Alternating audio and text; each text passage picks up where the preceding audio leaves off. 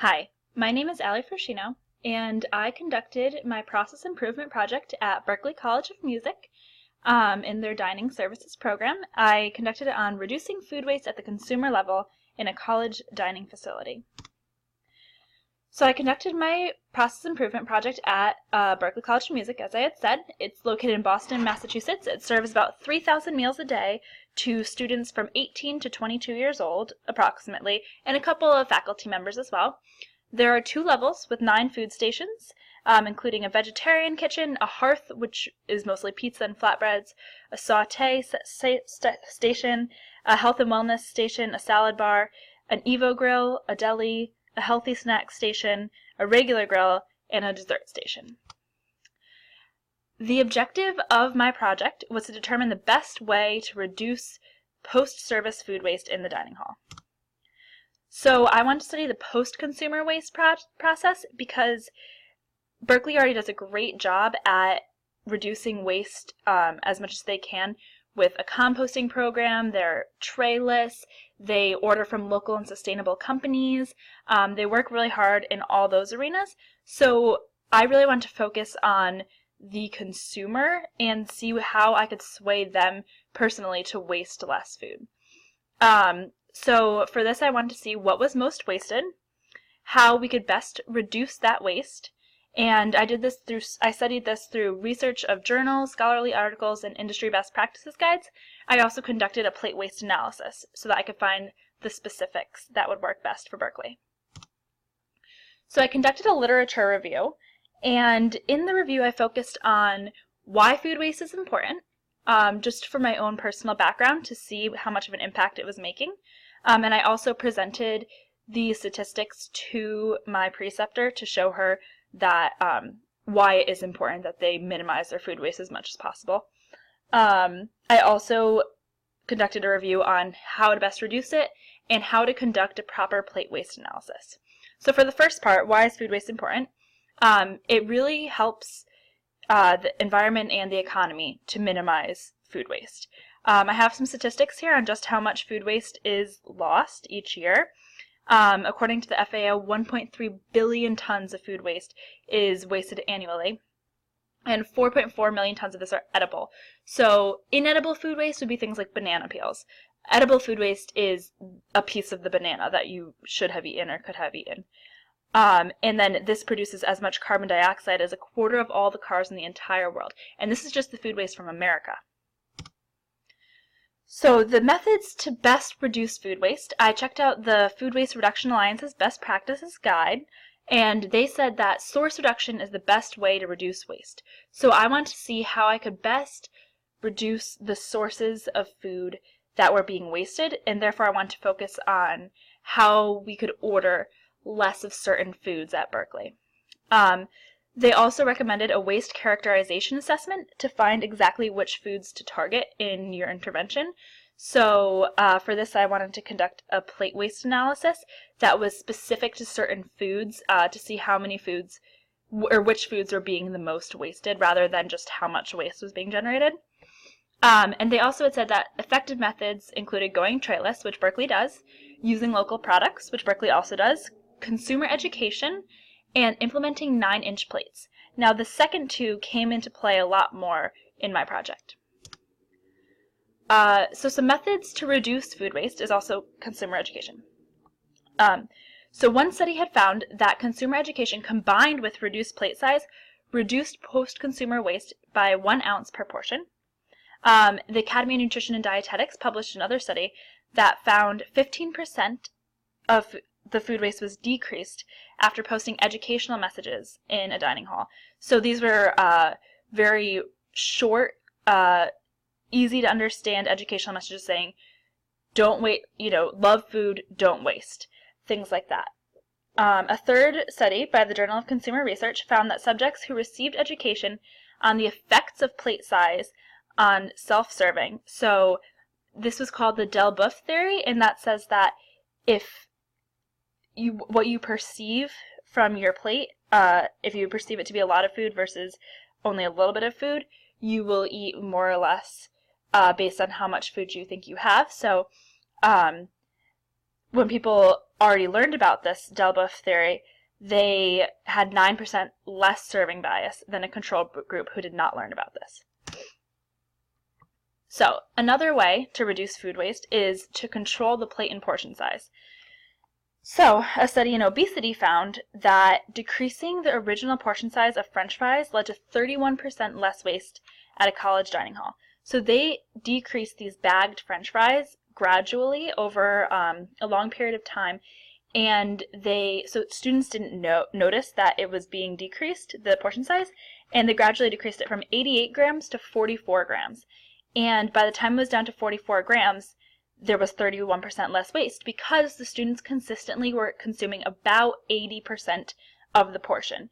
So if someone is consistently leave 20% left on their plate, reducing the portion size a little bit will at least reduce the amount of food waste, if not the percentage. A second study in Journal of Consumer Research found that subjects who were given larger bowls than what was intended for the serving size served themselves almost 10% more than a control group that had the proper size bowl. So, another thing that I studied, as I said in my literature review, was how to conduct a good plate waste analysis. The three main methods are weighing, visual, or photography methods. Weighing methods are considered the gold standard, but people say they're disruptive or time-consuming. And also, I wanted to know which specific foods were being the most wasted. I wanted to do, as the Food Waste Reduction Alliance had suggested, I wanted to do a waste characterization assessment rather than just seeing what was the most wasted. I also didn't want to go with weighing because if you weigh lettuce and you weigh beef, there could be like a ton of portions of lettuce being wasted, but that's going to weigh less than one portion of beef. So I thought that could kind of sway a little bit. So I wanted to do a visual method. So a study by the Academy of Nutrition and Dietetics found that the quarter waste method was the most effective of the visual methods, and they have a reliability measure of 0.9. So the quarter waste method estimates if none of a plate is wasted, a quarter, a half, 3/4, or all of it. A second study published by the Academy of Nutrition and Dietetics determined that digital photography can also be a valid method to assess waste. So when I actually did my waste characterization assessment, I used a combination of photography and the quarter waste method. So, as I had said, applying the literature to my PI project, I wanted to identify the most wasted items and then target those for intervention. So I did use the combination of digital photography and quarter waste methods. As I stood by the tray line and as plates came through with waste, I used an iPad and I stayed at the same angle for each photo and took photos of each plate that went through.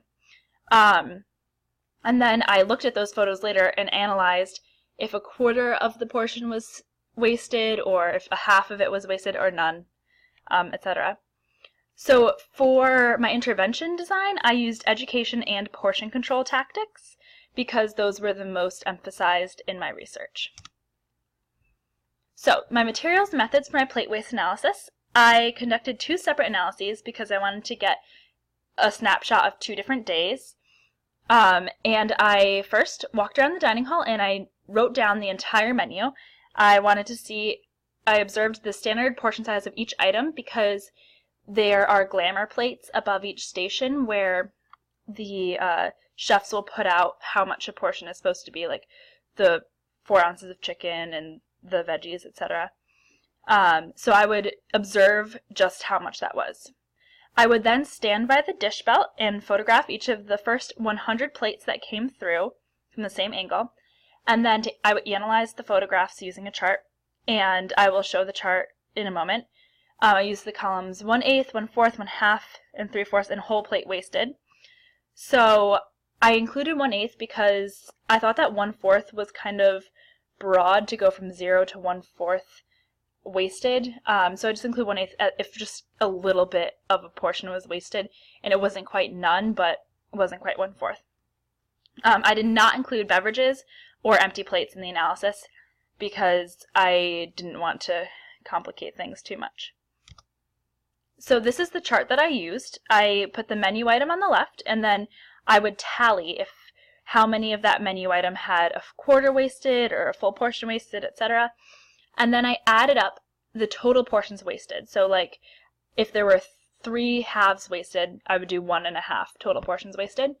But then I also included plates with some waste to see what was most frequently wasted. So there, if there were 3 plates with 1/2 wasted, I would say 3 plates had some waste. So I would, as I said, add up the total portions wasted and the total plates with some waste, and then I found the top 5 items with the most portions wasted and the top 5 items most frequently wasted. So my results, I ended up with 200 plates photographed on 2 separate days, 100 on each day. There were a total of 279 wasted items. The first day, the most wasted item was corn on the cob with 6.5 portions, but the most frequently wasted item was salad bar stuff. So the lettuce, the tomatoes, the things that were on the salad bar. On the second day, the most wasted item and the most frequently wasted item were both the salad bar. So altogether it was just over 8 portions, but 29 plates had salad bar items wasted. So of the top 5 for each day, the most items that were either most frequently wasted or the highest amount wasted were both from the salad bar and another station called Evo Grill. So I wanted to see what it was about these stations that made them so wasteful. Both of these stations were self-serve, and both of these stations were had large plates available, or I'm sorry, rather the salad bar had very large plates available, but both of them were self-serve, which not all of the stations at the cafeteria were self-serve, so I decided to target this for intervention.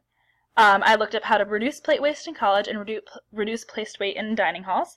I used literature from the last 5 years, and other than using the library database in the journal, I looked on the EPA, USDA, and FAO websites. So my results for my intervention plan were, as I had said before, consumer education, elimination of trays, plate size reduction are all the strongest ways to reduce waste.